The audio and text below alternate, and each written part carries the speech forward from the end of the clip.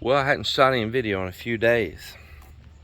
It's been probably hadn't, when you see this, it's probably been about a 4-day gap with no videos shot, 4 or 5.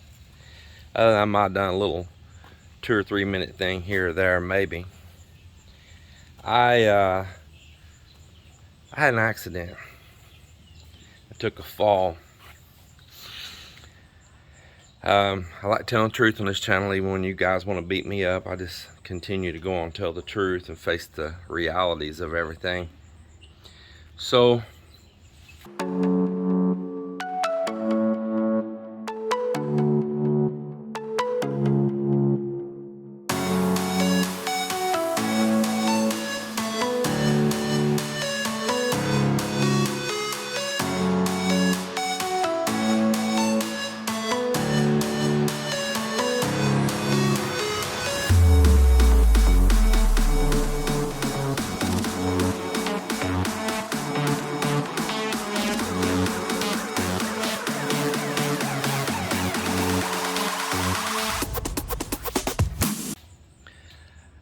I fell off the back of the boat. And it could have been fatal. Fell right off the back of the boat right there.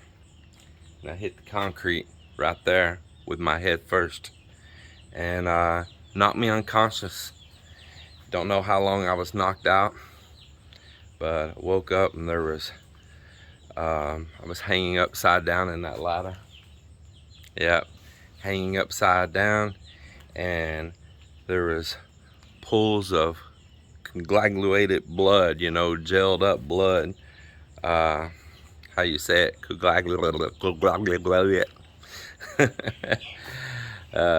Just blame it on the brain damage, on the dame damage. So my leg was caught up in the top. I was hanging upside down, and I felt my head. I could tell it was injured. I'm like, oh my God. And I started calling for help, and no one could hear me. Yelling out, but they're working up on top. Melinda's tick-tocking. And finally Mel heard me, and she come running, and she called the first responders. I'm trying to remember how you say it, and I apologize if I say it wrong. MDRRM or something like that. Anyway, Lori Ann, which is Mike's fiance now, no longer girlfriend, fiance, her and her crew come, and they're kind of like medics. And man, they checked me. Of course, everybody wants me to go to the hospital. And of course, I'm stubborn. And I know y'all are going to say, you should have had a head injury check. But it's not my first rodeo. I've knocked this old noggin quite a few times. And new things to look for, like nausea, dizziness, double vision, all the little telltale signs. And luckily, I had none of that. Had none of it. But I did have some big knots on my head, and I did punch a hole through and have numerous abrasions, and they're still back there healing. I still got knots back there right now, but there was no kind of swelling or anything going on. As far as I could tell,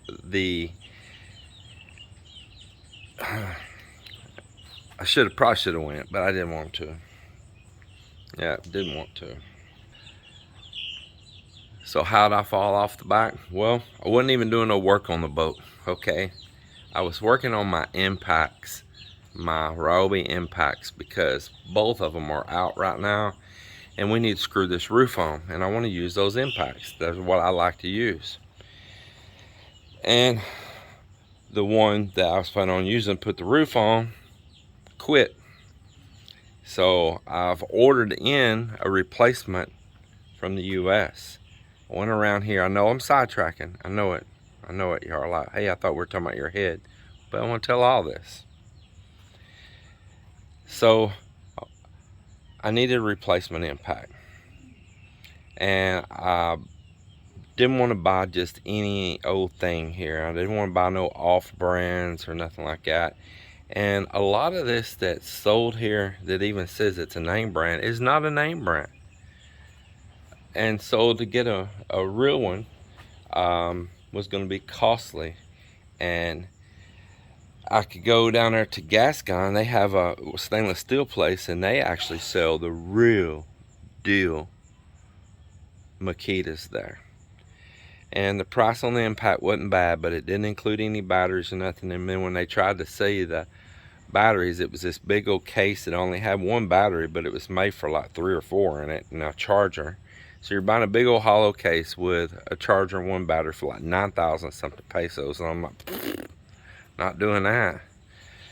I got batteries galore here for my Ryobi, and I've got other Ryobi tools here. So I said, well, at this point in time, I'll just buy another Ryobi. I looked at other stuff, looked at Milwaukee. I've got a little bit of Milwaukee tools. I like Milwaukee, it's great. And I went and looked at a real Milwaukee. But, so you know what, the best bang for my buck right now is to get on Amazon, and underneath their free shipping and everything's getting here so fast, just order one through Amazon. So I did. And they got a couple different levels of those 1/4 inch impacts. I've already been through that, and they got a cheaper one and they got a better one. And the better one was only $50 something for the tool only. The cheaper one was $30 something for the tool only. So I ordered the better one, and y'all can say what you want about them, but I have worked those Ryobi impacts as heavy as in any commercial operation. Those tools have been used back home, actually pretty much in a commercial environment, prior to even coming here to the Philippines. And the guys have just, man, they wore them out right here, literally wore them out. So we're to a point that we need to use an impact, and I'm still waiting for those to arrive, or that one to arrive from the United States. And so I thought, well, I'll take the tool apart. Maybe it's just a switch, or maybe the switch in one will work in the other one. You know, hope for the best, and hope it's not the motor. Now, I know some of you are going to say, you can take that motor down and have it fixed. Well, this is not that brushless, or this is not the brush type with the carbons, as they call it here, with the brushes, the carbon brushes. That, you know, you can run down here somewhere and somebody sticks some new brushes in, you're good to go, or they retouch a place that got hot on the field or something, and you're good to go. This is a sealed, crimped together, brushless motor, so when it goes bad, it's pretty much throwaway.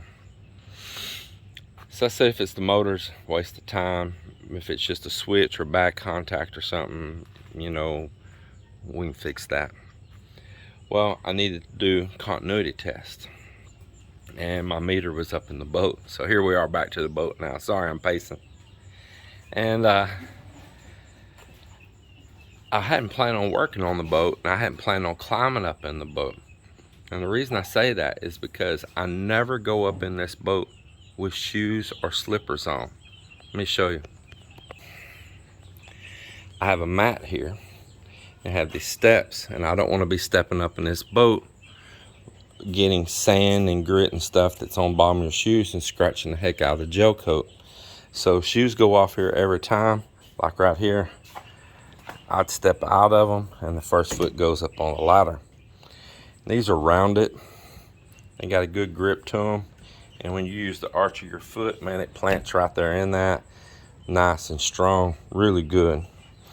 That day I had tennis shoes on, which was an oddity, and but I hadn't planned on climbing up and down on the boat. Well, I needed that voltmeter, so I just went on up the ladder with my shoes on.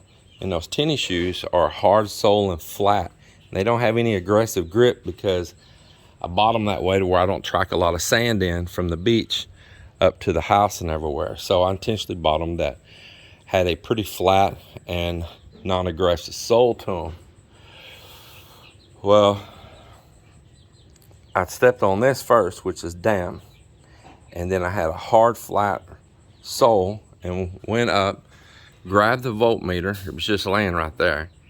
And as I come back down, and my foot with that tennis shoe hit this and wet and slick, my foot shot right out underneath here. I had one hand holding the meter. I felt me lose my balance. I saw Melinda. She didn't hear me though. I yelled for her as I was falling. She didn't hear me. My leg, my knee was in here, and my foot back up underneath here. Fell back right here. I slammed back. I hit my head on this concrete right here, and I passed out. I knocked out. It was a pretty good impact. I knew when it happened. I don't have a memory loss of it. I remember.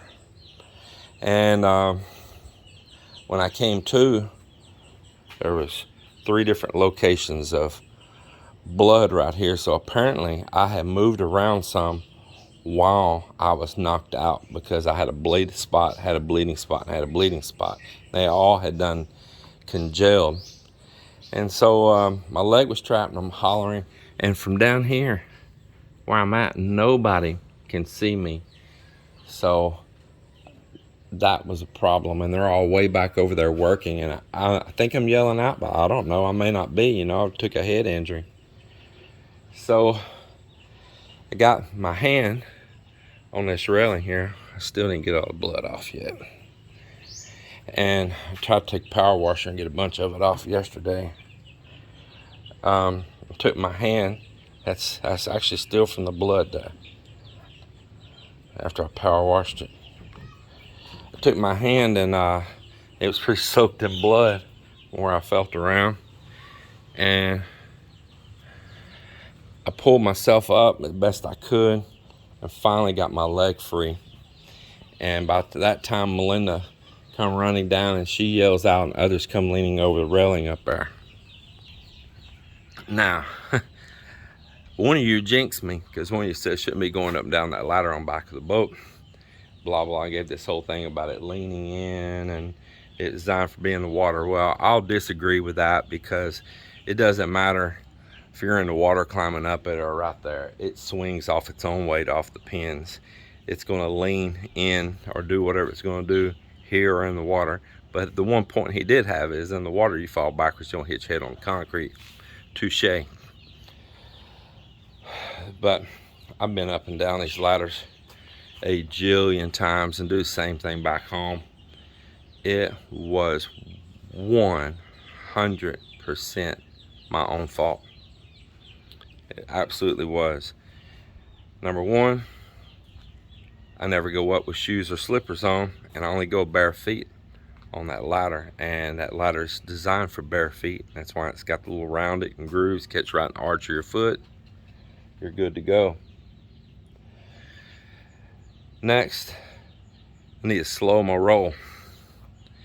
I do everything in such a rush, such a hurry. Y'all don't know. I'm real hyper. So's Melinda. We're both really hyper people.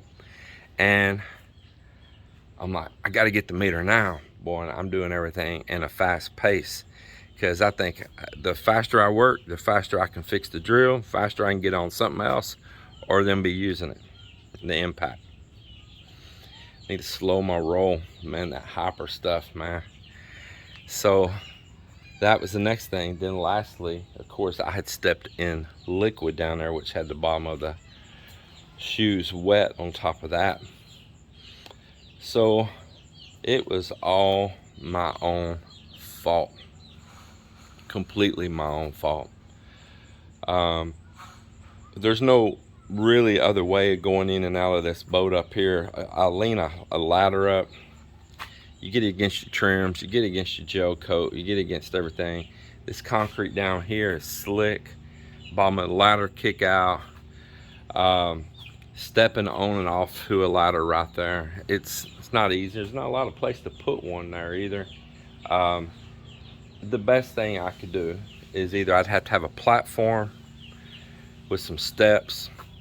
If I'm gonna work on it all the time, build a little platform, which I had plans to do.